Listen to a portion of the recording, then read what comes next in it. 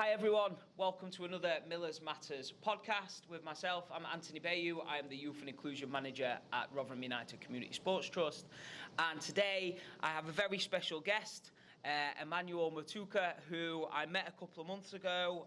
Am I right saying in Wakefield? Yeah, in Wakefield. Yeah, Equality, Diversity, Inclusion Conference. Talking about some of Emmanuel's experiences of being part of the football community as a young person, and how sort of discrimination and sort of racism played a part and ultimately affected your ability to maybe take that next step above and beyond. It is a very sort of sensitive topic. I appreciate that, and I appreciate that some people might feel upset about it or triggered by what's going off. If that's possible and you do want to reach out to us, you can do, and we will touch on that at the end of the programme about how you can do that. But ultimately, it's a really important conversation, and I think this platform for you, Emmanuel, to have your say and for us to discuss it is really, really important, especially in football. So tell us a little bit about yourself, just to start, really. Yeah, so my name's Emmanuel. I'm 18. I just turned 18 recently, a few months ago. And I've been playing football since I was, for as long as I can remember. I started playing for my first professional team when I was about 4 years old, and that's when I started playing competitively. And I've as I've gotten older, I've been more and more involved in campaigning for issues and causes that are important to me and other young people like myself. But a few months ago as well, I started a campaign project called the SED project, and SED is an abbreviation for Sport, Equality and Diversity Project. And I started that because of my experiences with racism in sport, the experiences of other friends and players that I'd been lucky enough to play with and be around, and their experiences as well. And after sort of getting to a point where I realised that the things that we had gone through simply weren't okay, I got to a point where I was like, enough is enough.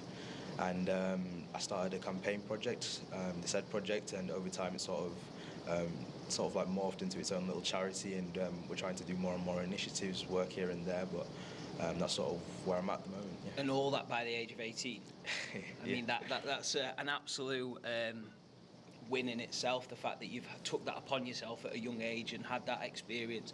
And it's sort of like what we were touched about in regards to the conversation earlier about how the younger generation are so clued into what's going off in the world in regards to equality and protected characteristics, but also like sustainability and climate change. It is a massive focal point. So I'm just glad to have you on that, have you in to talk about it, shall I say. So let's go back then. So when you talk about football from a young age, what is like that earliest memory of football for you? What does that look like? What does that feel like?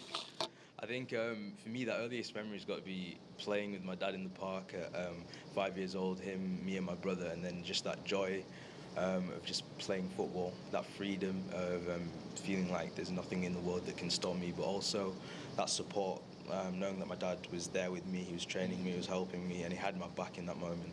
I think that's sort of like been very formative for me as I've gotten older as well. So definitely that is one of my earliest memories of playing football.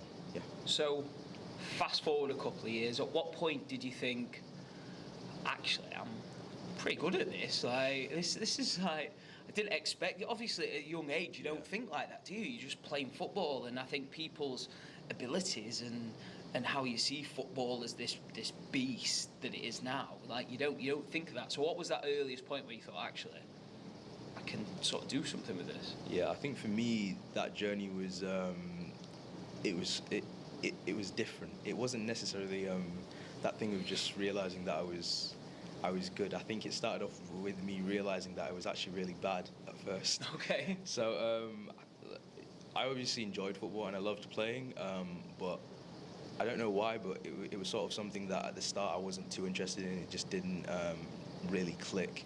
And then I got to about maybe 7 or 8 years old, and like my dad and my mum, they're like the hardest workers I know. I mean, I'm the product of 2 immigrant parents who came to the UK with not a lot. And just watching their work ethic, it made me sort of look at football as something that I could just work really hard at and see what I could really do with it. And that's what I did, and I developed that at a young age. So by the age of, I'll say maybe around 7, 8, I'd gone from being not necessarily the best player to being like the best player, sort of like in my area, in my district. And it was something that wasn't necessarily just clicked one day, but it was gradual over time, and that's just because I had 2 really great examples of hardworking parents. Yeah. So you touched on that there, and do you feel like that, obviously we spoke about all the amazing things you're doing at such a young age, do you think having that support network and those values and ethos at such a young age has ultimately embedded and turned you into the young person that you are now, and all the amazing things you're trying to create with SED and your own experiences? Do you think that's played a massive part in it? Yeah, absolutely. I think having my parents just be who they are, and always setting that example for me of working hard, treating people with respect, most importantly. I think that treating people with respect made me realise that I needed to treat people a certain way, but I should also be treated a certain way myself. Like with just basic human respect, it made me realise at a young age what is and is not acceptable. And I think a big part of this issue of racism in sport, especially for young kids, is they don't always know that someone saying something to me is wrong. And that's a big part. I know that was a big part of the issue for me, like when I was a lot younger. But having my parents sort of set that example of you always treat someone with respect, but you should also expect that same respect back was it was important for me. Yeah, absolutely. I think it really resonates with me that the thought of respect and what's right and what's wrong.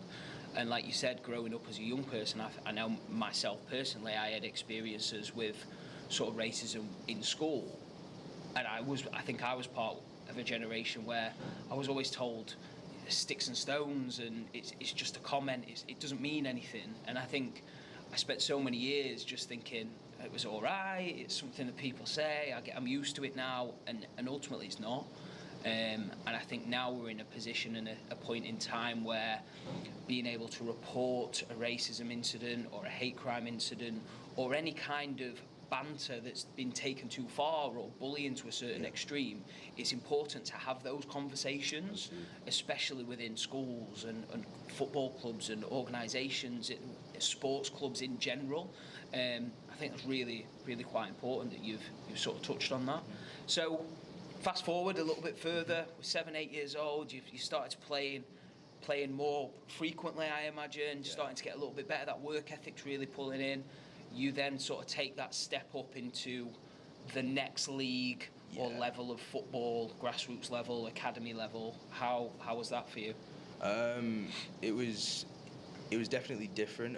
I enjoyed the challenge. I always enjoyed the challenge. I think that having that work ethic that came naturally from my parents made me grow up sort of chasing that challenge of sort of getting to the next level and know, because for me it was sort of like a thing of I'd get to a certain point and I'd be like the best player on the team.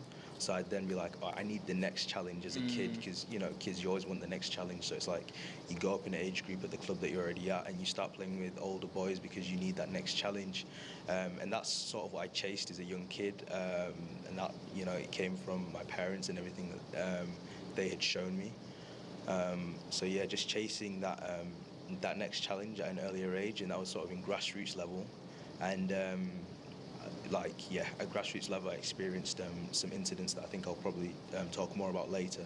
I experienced some racist incidents that weren't okay, but because at such a young age you don't necessarily know what is and is not acceptable. You don't necessarily know that someone saying something to you is wrong because you've never even heard that word like being mentioned before. So when someone says it to you, you don't even know what it means. Having those incidents at the grassroots level playing football was definitely a contrast, because when I was then able to make that next step up to academy level, I was lucky enough to be in that setting and then see that there was like very much sort of like a no tolerance for that type of thing. At academy level, I think there are more provisions to make sure that players are safe and feel protected, in contrast to grassroots level. Yeah. So, sort of a bit of a devil's advocate here, but why do you think that level changes? Like what seemed different from the grassroots level to where you were at with what was going on, but also the academy level? What do you think was the difference between it, in the sense of, you've just said that when you got to that academy level, there were club welfare officers or people in place, safeguarding officers, all this kind of thing. What do you think was different between the two? I think it's just down to money and funding as well, but it's a range of different things. It's money, it's funding, the provisions. It's also attitudes. I think attitudes is something that people, they sort of look at as, well, we can only do so much, we can't really change people, but I disagree. I think you can change attitudes if you're willing to work at it and if you're willing to work with people. That's, like the only real issues in our world today are a result of people and their choices and their actions. And if you are willing to sit down with people and talk to them and have these conversations and do the work with the people in your communities, you can start to make some real change. So yeah, I think it's attitudes as well. I think at the grassroots level, you have a lot of parents who are very hands-on with their kids, and they tend to get like extremely invested in the games. The games are going on, and they may say certain things to their players, to other players that are very much unnecessary and shouldn't be said, but because they're very, very hands-on, and yeah, they're very, very hands-on, those incidents are more prone to happen. But at academy level, because the level of coaching is so high, parents are bringing their kids to these academy sessions at 7, 8 years old, 3, 4, 5 times a week, and it gets more and more as the kids progress through the age groups. When that happens,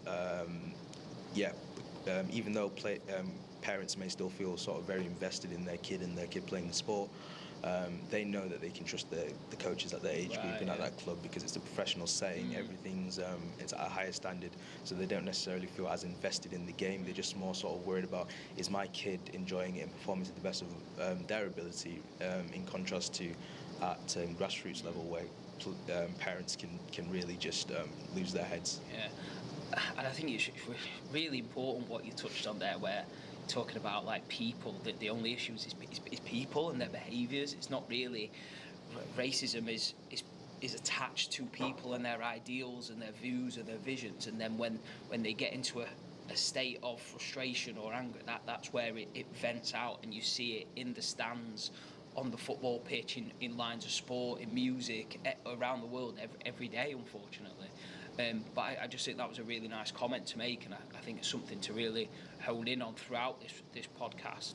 You touched on, obviously, the parents having that passion to make the best for their young people, and I think one thing that we want to reiterate from that is it's not a bad thing to have that passion and that drive to give the best for your young person. There's just a time and a place, and having trust in people like football clubs and grassroots clubs and the staff that are there, giving the time to train, to do CPDs, to learn experience from people like yourselves and SED, that's where we can really make a difference, and it's just trusting people and trusting the method throughout. So yeah, you've sort of touched on going back to that situation. You're now at an academy level. I sort of want to ask the question of, when you were at that grassroots and you were having sort of discrimination issues, were there times where you felt like you couldn't speak up about it, or were you quite vocal as a young person to have the conversations with parents, family, friends, brother, sister, aunties, whoever? Yeah, I think like sort of the way I am now in this vocality was it definitely, like with my footballing journey, it wasn't something that was always there. It was something that it happened over time, because as a 6, 7, 8-year-old kid and a big adult man who's got a child who you're playing football against, calls you like the N-word in the middle of a game, your first thought isn't necessarily going to be like, that's not right, and shout back at him. Because for me as well, like starting at my grassroots team, I was the only player of colour on my team. I was one of the only players of colour in the league. So like growing up as like sort of feeling very isolated, because even though I had friends on the team, I was still the only one who looked like me out there. So when I'm playing a game against these other kids, it's not necessarily the first thought that's going through my head, but I still know like no one else looks like me, no one else has my background, no one else is I'm the only one, like I'm by myself out here. And when you already feel isolated in that sense, and then a big adult male who's a parent of another child, says something to you in the middle of a game because maybe you did a bad tackle or you were playing too well. My first thought at that age was not to say something. It was more just fear and like confusion because I know that maybe that tackle wasn't great, or I know maybe I've like embarrassed him a little bit with his skill, but I don't know where that's come from. So I think when those incidents first started to happen, I didn't really know how to react. And like I always talk about my parents, it wasn't until in the middle of a game, a coach had said something to me that was racist and I didn't agree with and I didn't like. But I come from an African household, and like we're always told to like respect your elders and to only speak when spoken to. So initially I just sort of kept my mouth quiet. But when my dad overheard this, he was very upset and he wasn't happy. And he shouted at the coach and he told me to. And this was in the middle of a game. He shouted at the coach and he took me home, just like in the middle of a game.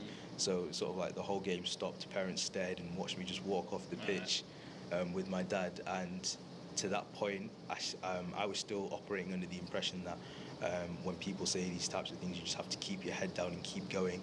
But when my dad sort of stood up for me in that moment, and then showed me that like this is us leaving the game and this is us making a statement because this is not okay.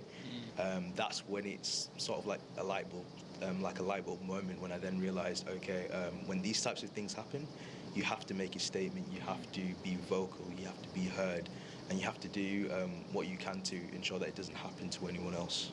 Such an interesting story that in that moment, a lot of young people in that situation may have felt embarrassed or upset that they can't go back to the football team with their friends, but from that upbringing you've had and that experience of being with your family, you were fully trusting in your parents at that time to say, well, that's not all right. And from there, what was that next step for you? What did that look like?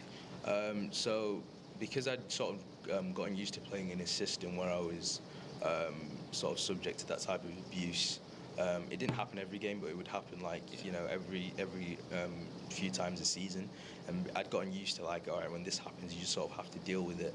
But when my dad had sort of shown me that like, you don't have to deal with this, it's not okay. You don't have to keep your head down and be quiet. You can stand up and stick up for yourself. When that sort of happened, I sort of started to play better. I started to enjoy the game more and just play more freely, because when you're operating under that sort of belief that you have to sit down and shut up, especially as a young black man, I was not playing with freedom or enjoyment at all. I was playing with like this giant monkey on my back that wasn't allowing me to play freely and play happily. So after that had happened, my dad sort of cut off all contact with the club and the coaches there, and he took me to another team, which was, I think it was around 9 years old. So there were a few players that were on academies, like different academies, but they played for like a Saturday team. And my dad took me there, and because there were so many players who were at like their own respective academies. The attitudes, like I said, were very much different to the grassroots team that I'd just come from, because, like I said before, parents, they trusted in the coaches at that team and at the academy teams of their children as well. So they trusted in the coaches. They weren't as invested. They still wanted everyone to play well and enjoy themselves. But, incidents like that just didn't happen when I moved to this U team. And because I also knew that I didn't have to sit down and shut up when incidents would happen to me, I was then able to sort of play more freely and play just with my heart and enjoy football again. So I think, making that step after that happened definitely allowed me to just enjoy football more. Yeah. And how was it at an academy level? I mean, there's so many young people that would love to even be around that and in sort of experience what it's like. But how was it for you as a young person after some of the sort of really tragic experiences that you had growing up? Yeah, I think it was very different. Obviously, attitudes are different. Yep. Kids are very serious. They know that it's like a once in a lifetime opportunity. Not everyone gets this, so nobody wants to waste their shot and their opportunity. And when I first got there, I enjoyed my football. I was doing quite well, but after time, I guess I should say it's a good thing because when I got to academy level and I was enjoying my football and I was starting to do quite well and I was making it more into the team, I got to a point where my only issue playing football was not necessarily playing to the best of my ability, but not as a result of facing racist, like these racist incidents. And at the time, I think I was maybe around 12, 13, 14. At that sort of age, I think all I was really just sort of like frustrated with myself, like why am I not able to play well? But looking back on it now, I think the fact that the only thing that was stopping me from playing well was just myself, and it wasn't because I was going through any sort of incidents, was probably actually a good thing. Because I'd come from a background when I was younger where people saying certain things to me in a game would get me emotional and upset, and I felt like I couldn't do or say anything. So trying to get that sort of reaction from the on the pitch, So when things like that would happen, it's like, okay, I'm not able to play to the best of my ability because someone's like people are just they're getting at me, and I started off quite well, but after a while I didn't. I wasn't playing as well as I could have, and eventually I didn't progress, which at the time, like most kids, it crushed me. But looking back on it now, I think it was all for the best. I take those experiences that I've gotten playing football, I carry them with me. Some of my proudest moments have been playing football, and I'm happy for everything that playing grassroots, academy level football taught me, because all of those things have shaped who I am today. And I would sort of say that those experiences at academy level are very much a big part of why I'm trying to do what I do now.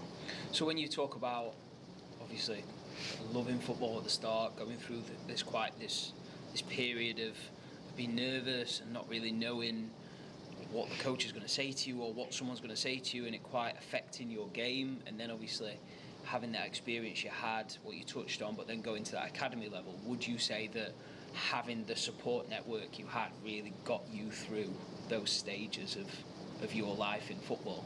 Absolutely. I think having my parents there, my dad always being sort of one of my biggest supporters, whether it's football or campaigning or school or whatever, knowing that he's going to back me 100%, knowing that my mum, she's always, because my mum, she's a pushy mum. She's always been sort of like the type that if anyone says something to you, you make sure that you get yours back. So having that instilled in me by my parents, and also the support of my friends as well. Sort of after I'd gotten released, I went back to playing grassroots again and just enjoying football again with my friends. And sort of going back to grassroots level, I was then reintroduced to this beast of racism in sport, and it happening again. But I sort of switched to a league that had more players that looked like me, and I was playing on a team with more players that looked like me, and I was just enjoying my football. And at that age group and at that level, I was playing with some of my friends from school, and they sort of were going through the same thing that I was going through. But also at that age, like, because we're around like 14, 15 years old, we now know like when these things happen, it's not okay.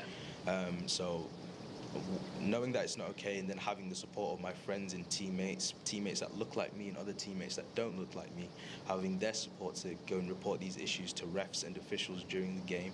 And if refs and officials weren't necessarily willing to act on it during the game, then saying, okay, if you're not going to listen, we're going to take this one step further and go to the chairman of the league. Having the support of my friends as I got older as well was definitely. I think you really touched on it there, and this is an important message that we give out in schools and young people and across the community of Rotherham, and I know other clubs do it as well, so we're not just sort of saying we're the only ones, but allyship plays a massive part in it. Absolutely. You do not have to be a person of colour or from a certain religion or race, gender.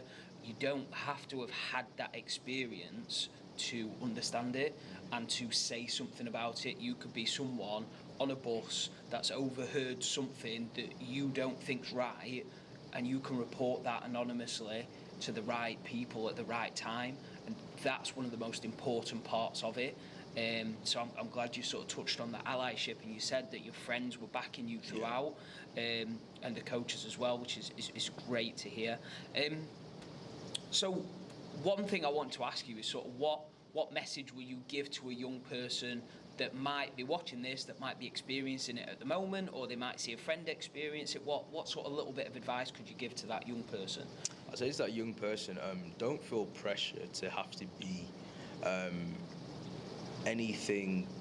Like you don't feel pressure to have to like stand up in the middle of a game and walk off the pitch like my dad did with me at that age. I'd say whenever you see those sorts of instances happening, just talk to someone. You can tell, even if it's 10 minutes after it's happened, you can still tap the ref and say, this incident happened, I'm not okay with it.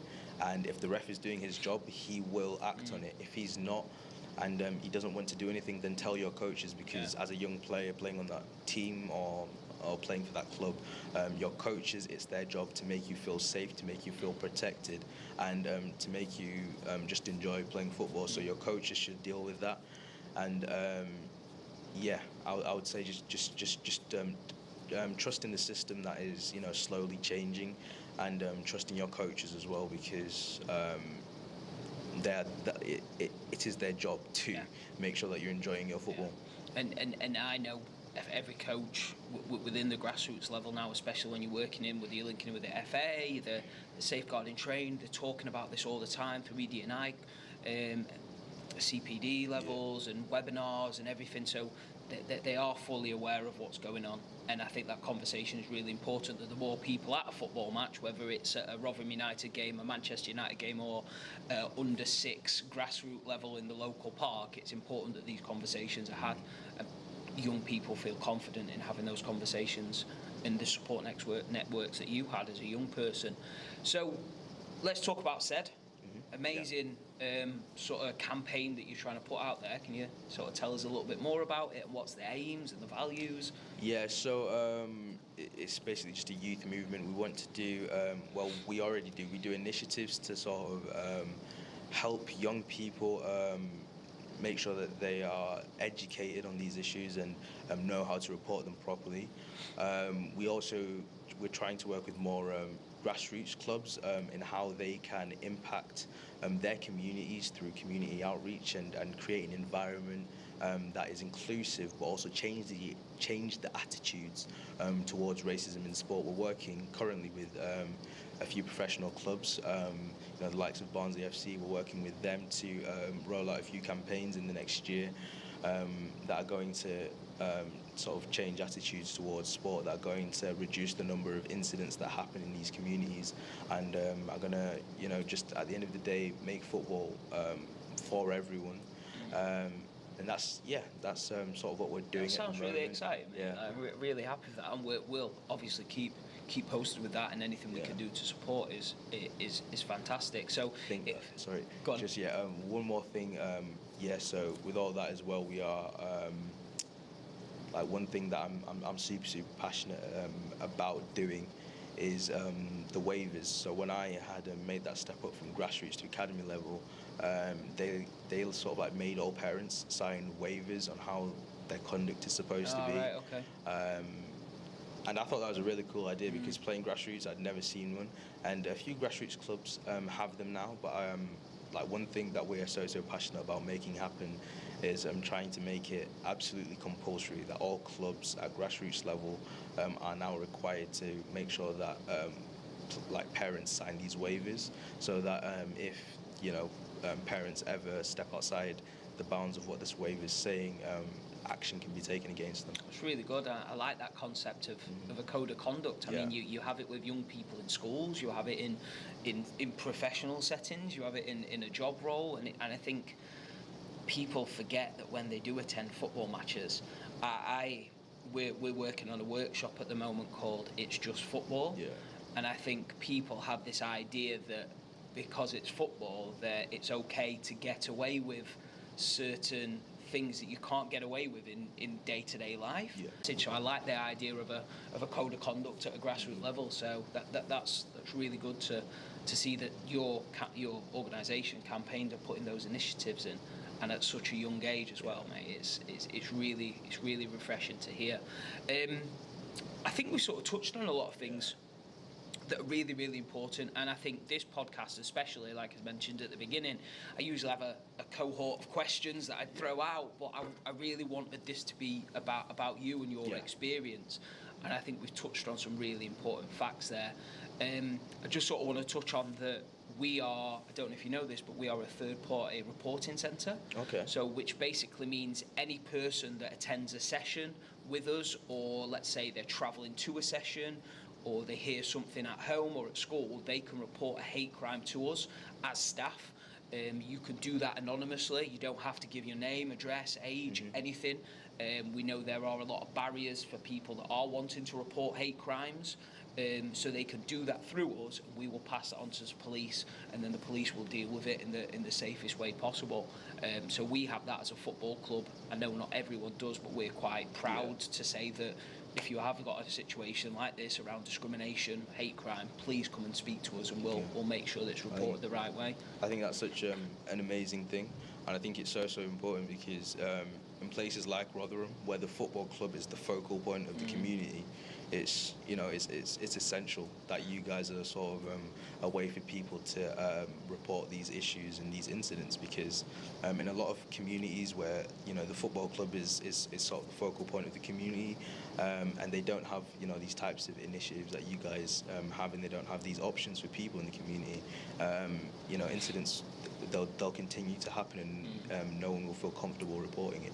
Yeah. But, and I think you touched on it earlier again, but football is everyone's game. It's not a singular thing for a singular type of person. Yeah. It is for everyone. Race, colour, religion, age, it is literally for everyone. So just another focal point on that. So finally, I mentioned this to you at the beginning. I hope you've got a question in your head.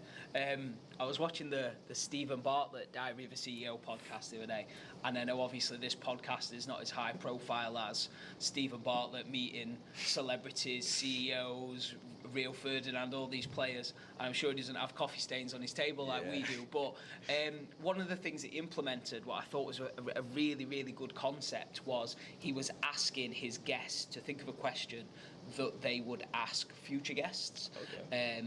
So we don't know who we've got coming on the next Miller's Matters podcast as of yet, but it'd be great if you had a question maybe around this topic or around sort of community-based grassroots levels that you could ask this next person, and they could answer on a future podcast. So to the next person on this podcast, I would ask you, what are you willing to do to change attitudes in your community? It's amazing. Yeah. On that note, I think there's no more to say. So anyone that wants to get involved with you, Emmanuel, have you got a LinkedIn page? Yeah, so we have a link tree, and we also have an Instagram, and we are going to have a Facebook as well. So if you want to connect with us, if you want us to come and do talks, if you want us to come and talk about our experiences, because it isn't just me who goes out and does these talks. I'm also looking at including other young athletes, athletes of colour, athletes who've been a subject to racist incidents. I'm also looking to get them more involved in talking about their experiences, because this issue of racism in sport, it goes further than just me and my four walls. It goes further than just me and my community. It goes further than just me in football. It's rampant. Racism is a sickness, and it's rampant, and it's in every sport you can imagine. It's in football, it's in rugby, it's in cricket, it's in hockey. So if you want us to come and do talks, if you just want to follow what we're doing and support, whether it's through donations, we do initiatives in clothing drives. Nice. We're able to do a clothing drive with the Boys Orphanage in Zimbabwe, and I partnered with a local community in Huddersfield to sort of take old sports kits and equipment and send those back. So if you want to help out in those sort of small ways, we'll be advertising that on our social media. So any support. Oh, amazing. So what we'll do is we'll put Emmanuel's and SED's company social medias in the bio somewhere, or usually people point at the bottom of the video and it pops up somewhere. Colton's behind the camera, so we'll sort that out somewhere along here, mate. Thank you. And also just finally from myself, we touched on it at the beginning, we understand this is a sensitive topic, and we understand that young people may and well be affected on some of these matters that we've been talking about today around discrimination. And if at any point you feel like you do want to talk to someone or report something, you can do that through us at Rotherham United. So you can do that on our website, which is rucst.co.uk. Alternatively, you can contact us at inclusion@rotherhamunited.net, or call us on 01709 827 767, or alternatively speak to Emmanuel on some of the links that we've posted within the social media posts. More than anything, mate, thank you so much. It's been an absolute pleasure. Look forward to see how SED really progresses, and I'm sure we'll catch up at some point. Absolutely. Over the next few months, and hopefully get you to a game to experience the mighty Millers on a bit of a run at the moment. So until next time, guys, thank you, and we'll see you soon.